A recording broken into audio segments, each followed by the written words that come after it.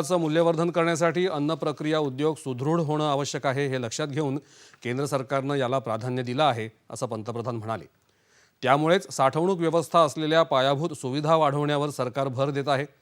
Mega food park, शीतसाखळी आणि अन्न प्रक्रिया अशा विविध उद्योगांसाठी प्रधानमंत्री कृषी संपदा योजनेअंतर्गत 6,500 प्रकल्पांना मंजुरी देण्यात आली आहे। सूक्ष्म अन्न प्रक्रिया उद्योगांसाठी 10,000 कोटी रुपये मंजूर करण्यात आले आहेत असंही त्यांनी सांगितलं। 4 महिन्यांपूर्वी सरकारनं किसान रेल्वे योजना सुरू केली। सुरुवातीला ही गाडी आठवड्यातून एकदाच धावत असे, मात्र तिला मिळालेल्या उत्तम प्रतिसादानंतर आठवड्यातून 3दा ही गाडी सुरू करण्यात आली। अवघ्या 4 महिन्यात 100 किसान रेल्वे सुरू करण्यात आल्याबद्दल त्यांनी आनंद व्यक्त केला। शुरुआत में किसान रेल साप्ताहिक थी। कुछ ही दिनों में ऐसी रेल की मांग इतनी बढ़ गई कि अब सप्ताह में 3 दिन ये रेल चलानी पड़ रही है। सोचिए, इतने कम समय में 100वीं किसान रेल, ये कोई साधारण बात नहीं है। ये स्पष्ट संदेश है कि देश का किसान क्या चाहता है। साथियों, ये काम किसानों की सेवा के लिए हमारी प्रतिबद्धता को प्रदर्शित करता है। या योजनेमुळे शेतकऱ्यांना देशभरात आपला माल विकण्याची सुविधा अत्यंत माफक दरात उपलब्ध झाली आहे। किसान रेल आणि कृषी उडान या 2 उपक्रमांमुळे शेतकऱ्यांचं उत्पन्न वाढायला मोठी मदत झाली आहे। किसान रेल्वे गाडीमुळे फुलकोबी, कोबी, ढोबळी मिरची, हिरवी मिरची, शेवगा, कांदा अशा भाज्या तसंच द्राक्ष, संत्री, डाळिंब, केळी, सीताफळं अशी फळं या नाशवंत मालाची वाहतूक सुलभपणे होऊ शकेल। नाशवंत मालासाठी रेल्वे स्थानकांवर शीतगृह उभारण्यात आली असून तिथे शेतकरी आपल्या मालाचा साठा करू शकतील असंही पंतप्रधान म्हणाले। ग्रामीण जनता, शेतकरी आणि युवक मिळून सरकारचे प्रयत्न यशस्वी करू शकतील असा विश्वासही त्यांनी व्यक्त केला। कृषी क्षेत्रात करण्यात आलेल्या सुधारणांचा सर्वात मोठा लाभ ह्या घटकांना मिळेल असं ते म्हणाले। खासगी गुंतवणूकदारांनी कृषी क्षेत्रात गुंतवणूक करावी असं आवाहन त्यांनी केलं। दिल्ली मेट्रो मार्गावरच्या चालकरहित सेवेचं उद्घाटन आज पंतप्रधान नरेंद्र मोदी यांच्या हस्ते व्हिडिओ कॉन्फरन्सिंगच्या माध्यमातून झालं। ही देशातली पहिली चालकरहित सेवा आहे। जनकपुरी पश्चिम ते बोटॅनिकल गार्डन या मार्गावर ही चालकरहित मेट्रो धावणार आहे। जलद गतीनं झालेल्या शहरीकरणामुळे निर्माण झालेल्या आव्हानांचं रूपांतर संधींमध्ये करण्यासाठी सरकार कटिबद्ध असल्याचं पंतप्रधान यावेळी म्हणाले।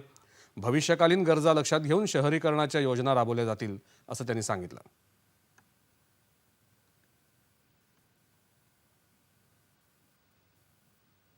कि बहुत से हिस्सों में शहरी इंफ्रास्ट्रक्चर की मांग और पूर्ति में बहुत ज्यादा अंतर आ गया। साथियों, इस सोच से अलग आधुनिक सोच ये कहती है शहरीकरण को चुनौती न मानकर एक अवसर की तरह इस्तेमाल किया जाए। एक ऐसा अवसर जिसमें हम देश में बेहतर इंफ्रास्ट्रक्चर बना सकते हैं। एक ऐसा अवसर जिसमें हम ईज ऑफ लिविंग बढ़ा सकते हैं। सोच का ये अंतर शहरीकरण के हर आयाम में दिखता है।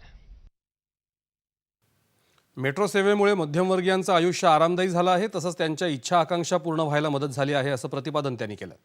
गेल्या 6 वर्षांमध्ये दिल्ली मेट्रोनं महत्त्वपूर्ण वाटचाल केली आहे। दररोज 85 लाख प्रवासी या सेवेचा वापर करतात। एअरपोर्ट एक्सप्रेस मार्गावरच्या नॅशनल कॉमन मोबिलिटी कार्ड सेवेचा आरंभही पंतप्रधानांच्या हस्ते झाला।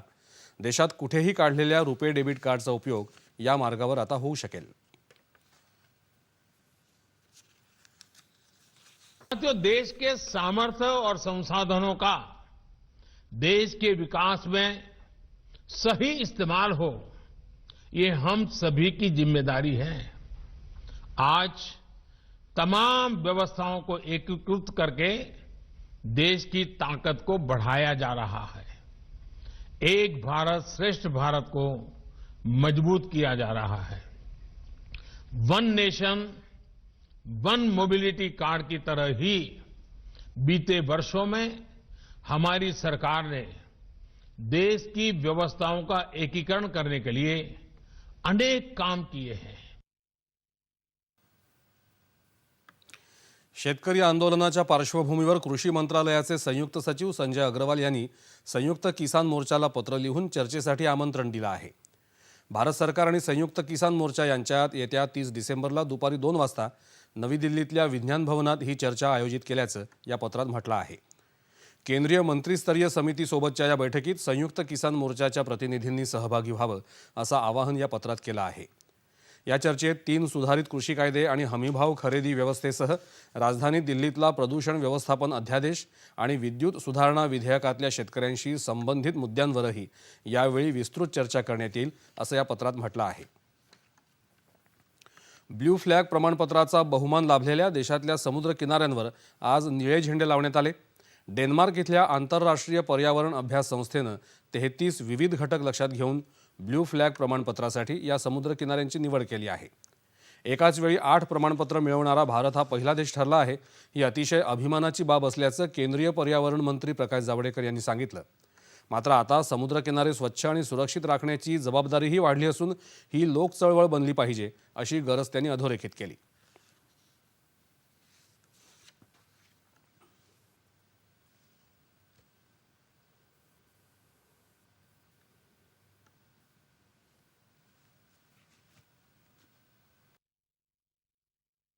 एक जन आंदोलन शुरू करें कि जो अपने अपने जगह जो बीचेस है, ये भारत का वैभव है, एक वैभव है, और वो बीचेस साफ सुथरे रखे.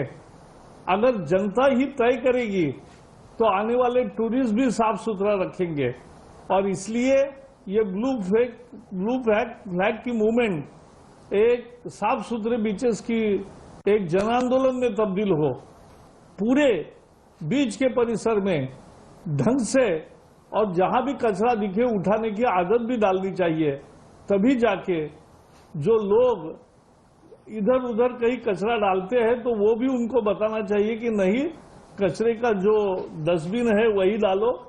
ये करेंगे तब जाके ये बीचेस अच्छे होंगे. बीचेस देश का एक चेहरा होता है. दुनिया का जो टूरिज्म है वो बीचेस पर सबसे ज्यादा होता है. और इसलिए बीचेस साफ सुथरे हो, अच्छे हो, उपयोगी हो, ये होना बहुत महत्वपूर्ण है. देशातल्या सुमारे 100 समुद्र किनाऱ्यांचं पर्यावरण स्नेही संवर्धन येत्या 5 वर्षांमध्ये केलं जाईल असंही जावडेकर म्हणाले. कोरोना काळात देशानं या संकटाचं संधीत रूपांतर करून मर्यादित साधनांमधूनही या संकटावर मात करायचा प्रयत्न केला असं प्रतिपादन संरक्षण मंत्री राजनाथ सिंग यांनी केलं आहे. IIM रांची या संस्थेच्या दीक्षांत समारंभात ते आज बोलत होते. कोरोनासारख्या युद्धजन्य परिस्थितीत खचून न जाता भारतानं मास्क, PPE किट यासारख्या वस्तूंचं मोठ्या प्रमाणात उत्पादन केलं. याबरोबरच त्याची निर्यातही केली असं त्यांनी सांगितलं. IIM रांची ही संस्था म्हणजे उत्तम व्यवस्थापनानं शून्यातून यशाच्या शिखरापर्यंत कसं पोहोचता येतं याचं उत्तम उदाहरण आहे. व्यवस्थापनाच्या बाबतीत देशातल्या उच्च संस्थांमध्ये या संस्थेचं नाव आजही घेतलं जातं असं ते म्हणाले. कोणत्याही बाबतीतलं यश किंवा अपयश हा शेवट असू शकत नाही. जगद्विख्यात गणितज्ञ रामानुजन यांनाही अपयशाचा सामना करावा लागला होता, मात्र त्यांनी हार मानली नाही असं राजनाथ सिंग यांनी सांगितलं.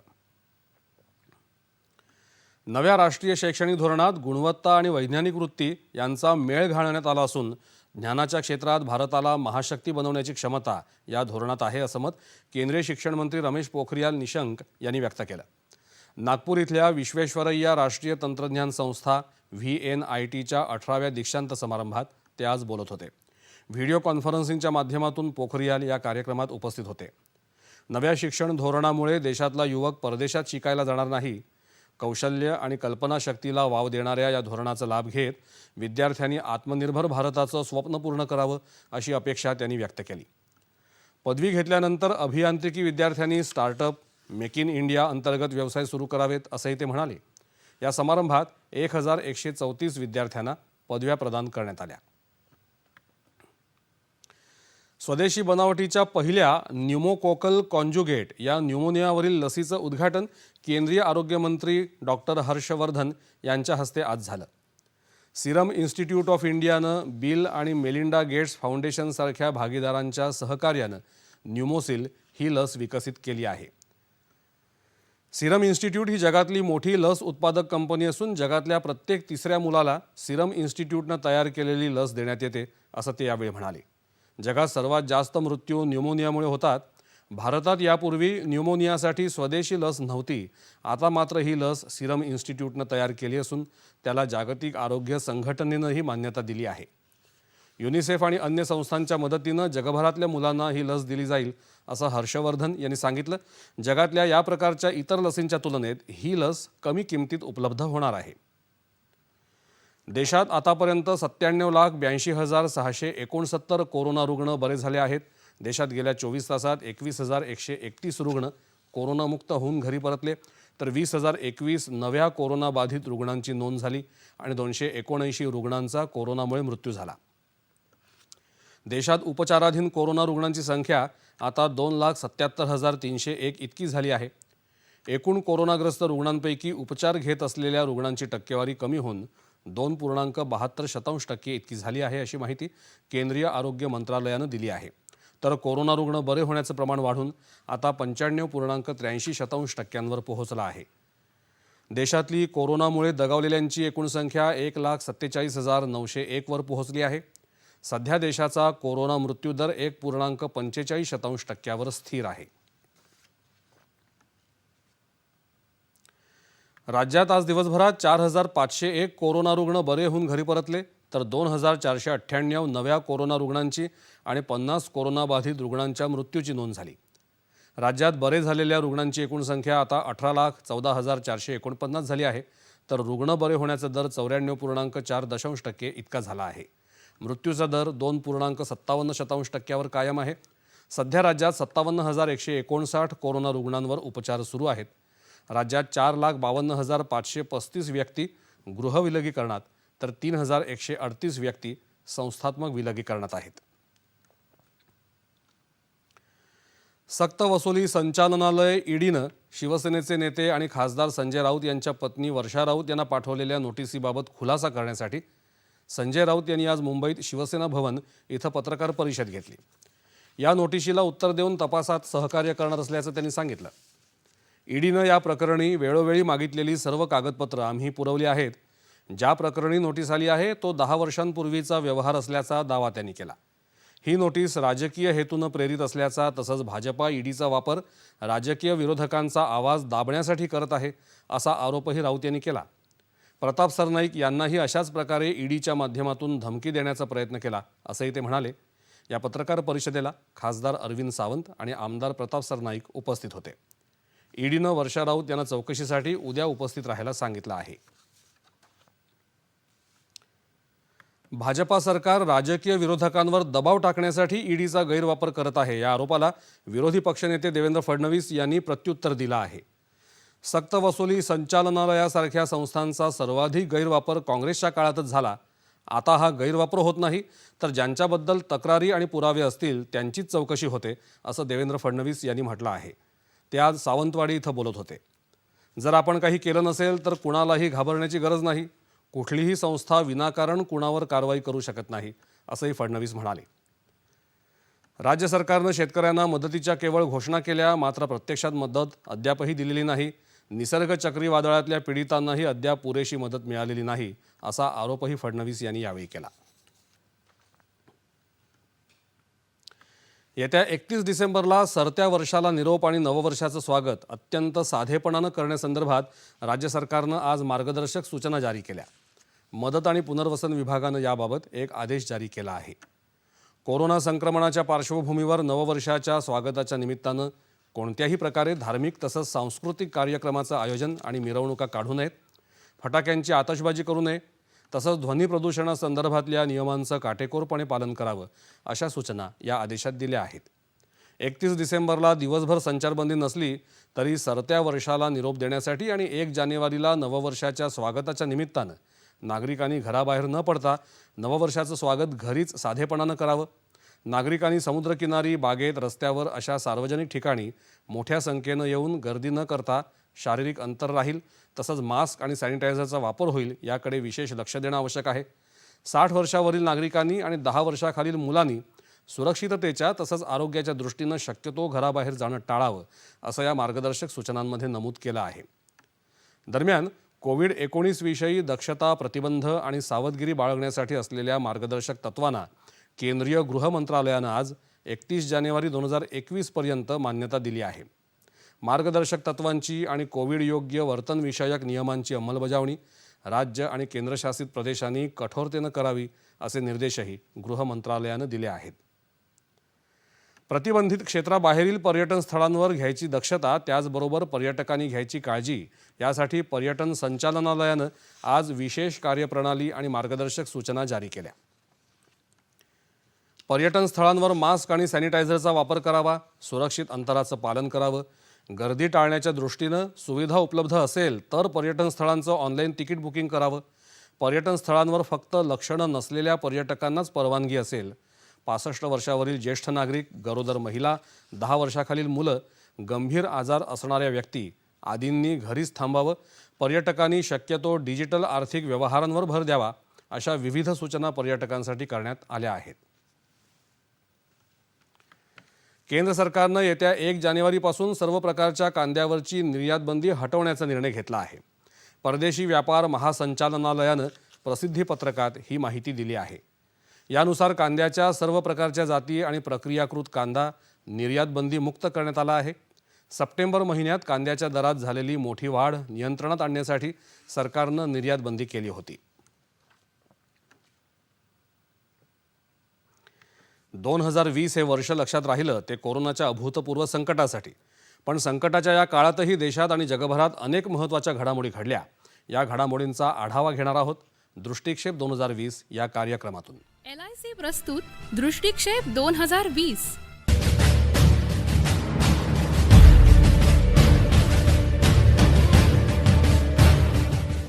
जब तक दवाई नहीं तब तक ढिलाई नहीं. माझे कुटुंब माझी जबाबदारी. हम भारत को आत्मनिर्भर बनाकर रहेंगे.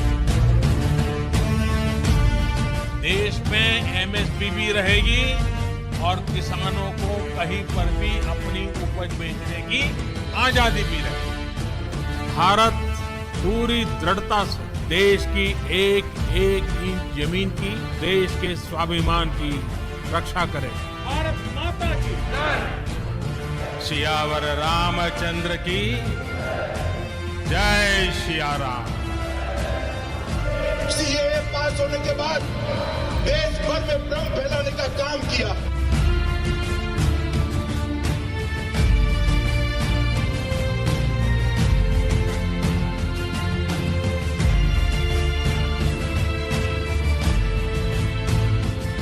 The President-elect of the United States of America, Joe Biden.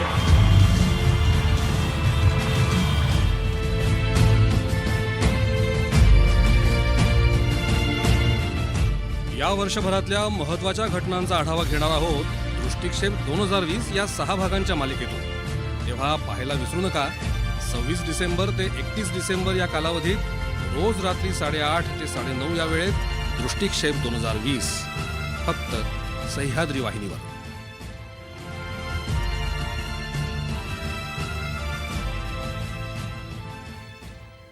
प्रस्तुत करता LIC, जिंदगी के साथ भी जिंदगी के बाद भी. कोरोनाचं आव्हान अद्याप संपलेलं नाही. त्यामुळे मनुष्य सेवा ही ईश्वर सेवा मानून आरोग्य सेवकांनी यापुढेही आपलं सेवाकार्य सुरूच ठेवावं असं आवाहन राज्यपाल भगतसिंह कोश्यारी यांनी वैद्यकीय क्षेत्रातल्या कोरोना योद्ध्यांना केलं आहे. महाराष्ट्र वैद्यकीय आघाडीनं काल राजभवन इथं कोरोना योद्ध्यांचा सन्मान केला. त्यावेळी ते बोलत होते. सत्कार मूर्तींमध्ये डॉक्टर्स, दंतवैद्य, विशेषज्ञ, फार्मासिस्ट, लॅब तंत्रज्ञ यांसह खाजगी आरोग्य क्षेत्रातल्या 50 कोरोना योद्ध्यांचा समावेश होता. मनुष्यसेवा ही साक्षात परमेश्वराची सेवा आहे.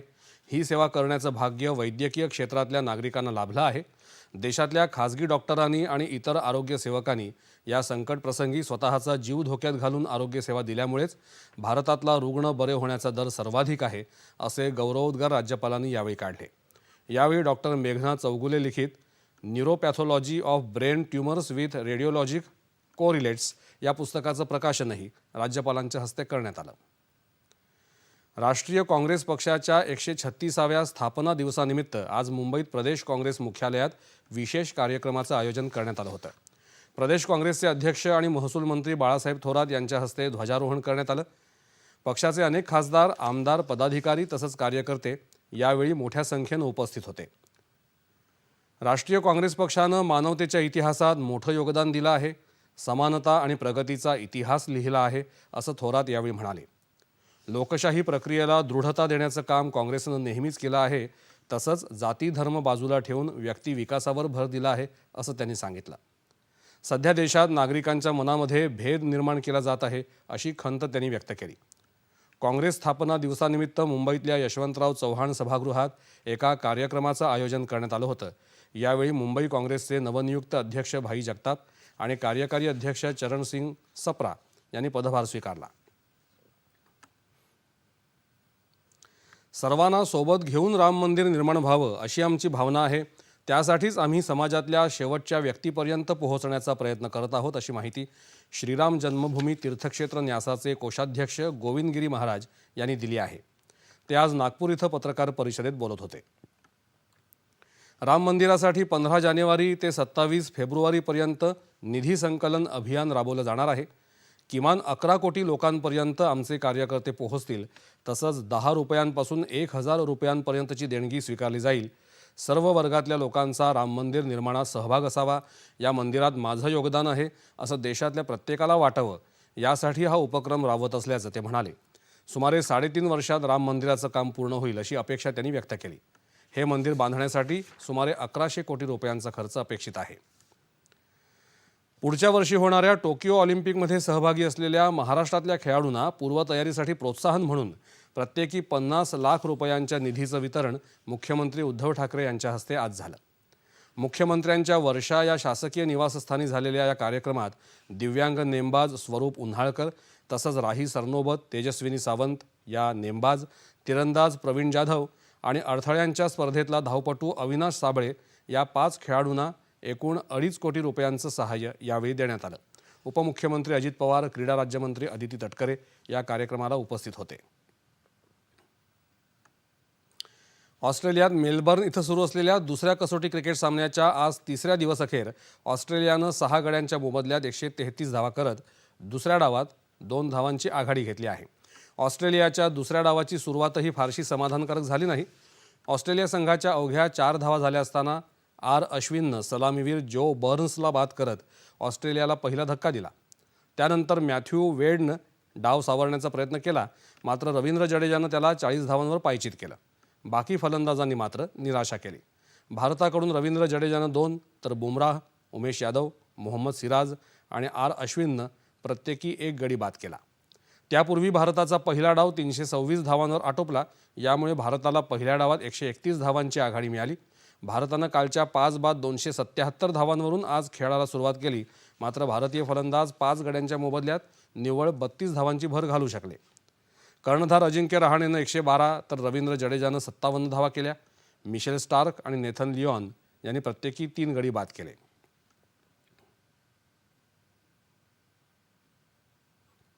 पाहुयात हवामान वृत्त आणि तापमान. मुंबई कमाल 29, किमान 16. नागपूर 31, 13. पुणे 32, 14. औरंगाबाद 29, 15. नाशिक 30, 10. कोल्हापूर 31, 18. रत्नागिरी 33, 20. सोलापूर 33, 16 आणि अमरावती कमाल 30 आणि किमान 15 अंश सेल्सिअस. आणि शेवटी ठळक बातम्या पुन्हा एकदा.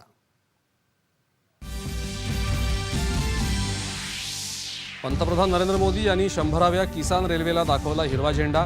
महाराष्ट्रातल्या सांगोला इथून ही रेल्वेगाडी पश्चिम बंगालच्या शालिमारसाठी रवाना. कृषी उत्पादनाच्या मूल्यवर्धनासाठी अन्न प्रक्रिया उद्योगांना बळकटी देण्याला सरकारचं प्राधान्य. पंतप्रधान.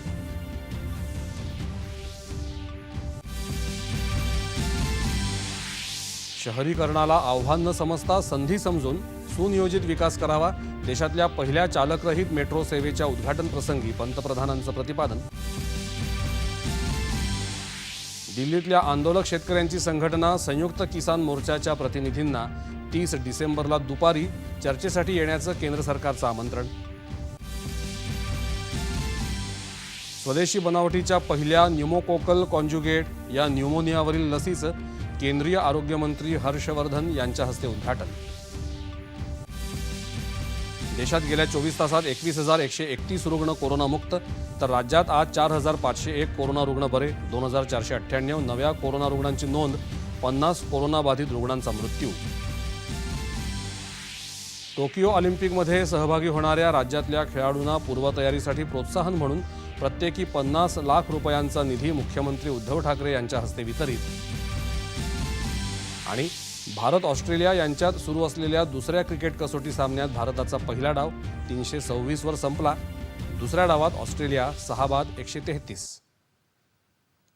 याबरोबरच हे बातमीपत्र संपलं. तेव्हा पुन्हा भेटूया उद्या सकाळी 8:30 वाजता पुढील बातमीपत्रात आपल्या सह्याद्री वाहिनीवर. कोरोनापासून बचाव करण्यासाठी सुरक्षित अंतर राखा, हात स्वच्छ धुवा आणि मास्क व्यवस्थित लावा. नमस्कार.